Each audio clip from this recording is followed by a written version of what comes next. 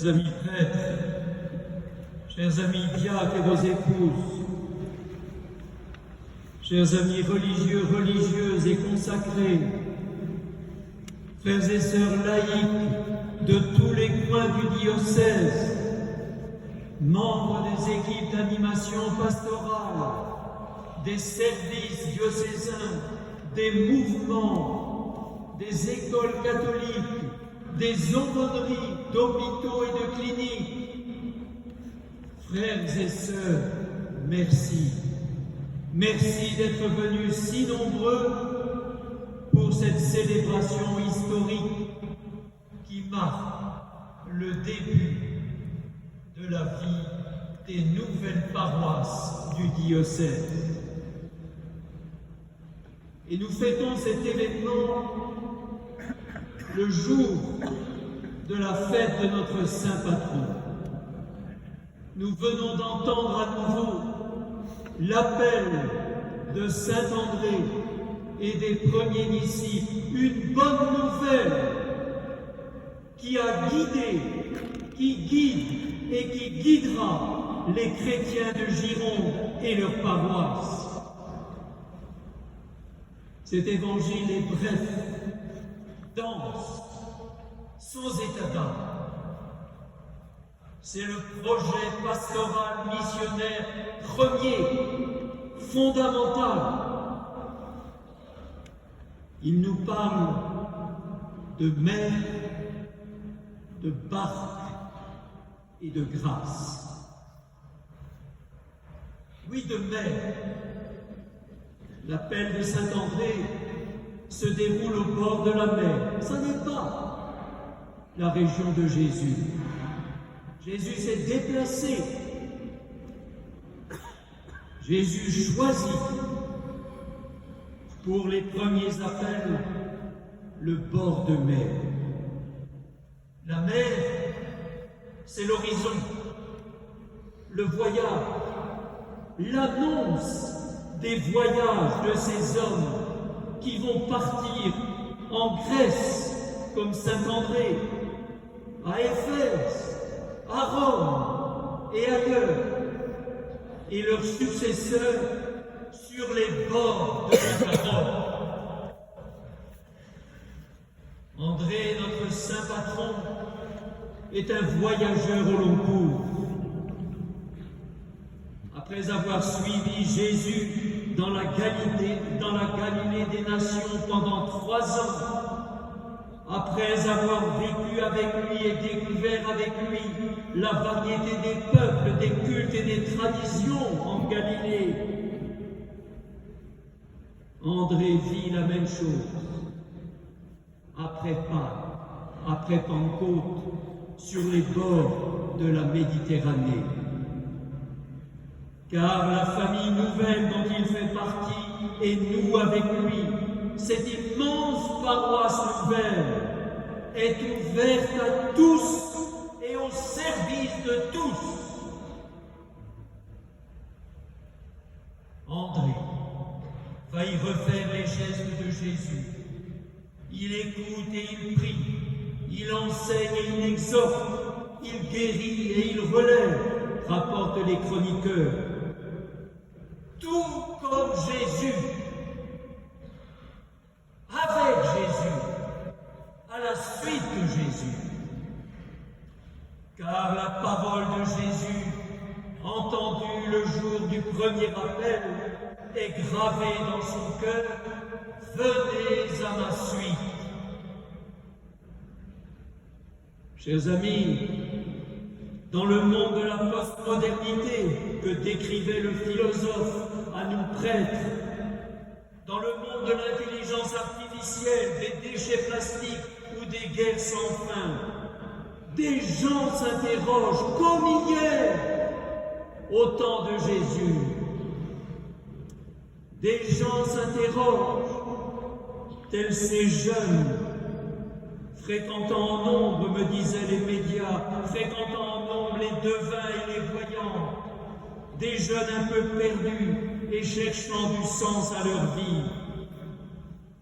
Et disciples du Christ, nous nous tairions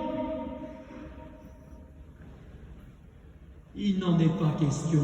Ce n'est pas possible. Paroisse nouvelle, porteuse d'un message d'actualité, au bord des immenses océans de l'Internet ou de l'irrationnel. Frères et sœurs, merci de vivre et de dire l'appel du Christ. Merci de vivre et de transmettre l'appel du Christ. Cet appel rend libre, il donne sens à une vie, il est au service de la paix. Alors, pour le transmettre, ce message, dans nos paroisses nouvelles, une seule condition, une seule. Non pas seulement avoir des idées et des programmes, mais avoir Jésus dans le cœur. Avoir Jésus dans le cœur. Jésus écouter, prier, fréquenter, rencontrer, aimer. Et il y en a, jeunes ou adultes, qui ont Jésus dans le cœur. Vous tous, chers amis, qui avez eu cette audace de venir ce soir, après votre journée de travail, à faire des kilomètres pour fêter ici le premier des appelés, Saint-André. La mer, la barque. Il y a la première barque, celle de Simon et d'André, évoquée dans l'Évangile. Et notre saint patron, Saint-André, s'efface devant son frère, puisqu'on l'appelle la barque de Pierre, c'est-à-dire l'Église, celle dont nous sommes. Comment la voyons-nous, chers amis, cette barque? Lors du congrès Kérigma à Lourdes, le cardinal Bustillo interrogeait notre vision de l'Église, de notre paroisse, mais aussi des écoles, des mouvements de jeunes et d'adultes, des aumôneries, de nos confréries. Cette barque, comment la voyez-vous, cette barque de l'Église? Est-ce le Titanic ou le radeau de la Méduse, un bateau qui coule et nous avec? Est-ce un de ces paquebots de croisière qui accostent à Bordeaux où il n'y aurait que du plaisir à bord? Est-ce un porte-avions nucléaire? Dans ce monde menaçant et hostile, il faudrait être prêt à riposter à tous. Et à nous de continuer l'image, car membres des EAP, nous portons les joies et les inquiétudes des paroissiens. Mais j'aime plutôt l'image de l'Évangile, simple, modeste, cette barque de Pierre. C'est une barque commune à eux deux, Simon-Pierre et André. Et cette barque nous rappelle l'essentiel. Elle est à eux deux, ils ne sont jamais seuls, les apôtres. Et comme dans tout bateau, pour le guider, les membres de l'équipage coordonnent leurs mouvements, sinon tout le monde est en danger. Dans la barque, les outils de travail sont communs, le bateau et les filets, le produit de la pêche est propriété commune. Dit autrement, dans cette barque de pierre où nous sommes tous embarqués, nous dépendons les uns des autres. À l'intérieur d'une paroisse, entre doyennés, entre diocèses, sous la conduite du successeur de Pierre. Ces paroisses, nous les portons ensemble, laïcs et consacrés, familles et célibataires, jeunes et personnes âgées, ministres ordonnés, évêques, diacres et prêtres, tous ensemble. Diacres et prêtres si indispensables à la vie de l'Église.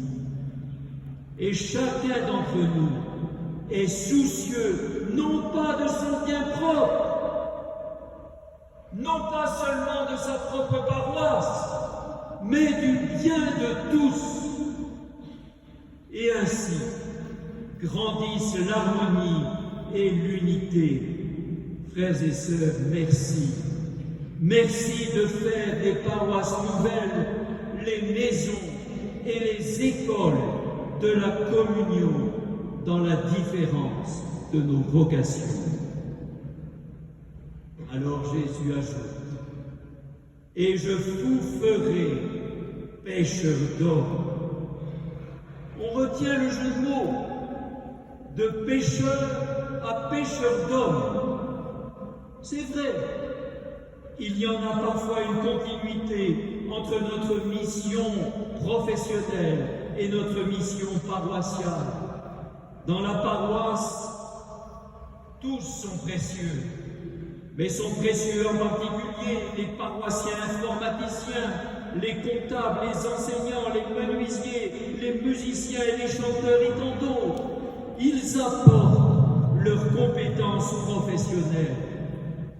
Mais encore, je vous ferai pêcheurs d'hommes, c'est-à-dire pour repêcher ceux qui se noient, pour remettre debout en aidant matériellement ceux qui n'en peuvent plus, pour relever du désespoir en sortant de l'isolement ceux qui en souffrent tant. Là voilà la diaconie de l'Église que nous allons fêter en juin prochain. Sans oublier toutes celles et ceux parmi vous qui préparent au baptême ou au sacrement. Eux aussi, vous aussi êtes des pêcheurs d'hommes. Mais surtout, pêcheurs d'hommes, pourquoi? Saint André était marin pêcheur, et Jésus, de manière étonnante, a surreprésenté dans le collège des apôtres les marins pêcheurs. Pourquoi donc? Il n'y a pas de charpentier, il n'y a pas d'agriculteur dans le collège des apôtres. Pourquoi donc? Peut-être parce que les marins pêcheurs, plus que d'autres, font une expérience particulière. Ils le diront dans l'Évangile. On a beau avoir peiné toute la nuit, on peut revenir les filets vides au port. Et avec Jésus le lendemain, les filets sont pleins à craquer. Plus que d'autres peut-être, ils savent goûter les moments de grâce avec Jésus. Saint André se savait fragile par rapport à son métier, fragile par rapport aux tempêtes, faible certainement, comme ce petit enfant qui lui seul va savoir reconnaître au milieu de la foule affamée, ce petit enfant avec ses 5 pains et ses 2 poissons, et Jésus fait le reste. Je vous ferai pêcheurs d'hommes. Et c'est Dieu qui agira. Et c'est Jésus qui est à l'œuvre. Oui, chers amis, témoignons-en. Nous sommes les paroisses de la grâce. Nous sommes les paroisses de la grâce eucharistique en particulier. L'amour, la vie, la force de Dieu sont donnés à nos paroisses si fragiles parfois et si faibles. Nos saints patrons témoignent combien Dieu agit aujourd'hui dans notre monde. Alors, chers amis, en route, bon vent, et pour ce moment de grâce que nous vivons, louons le Seigneur, bénissons-le pour notre beau diocèse de Bordeaux. Amen.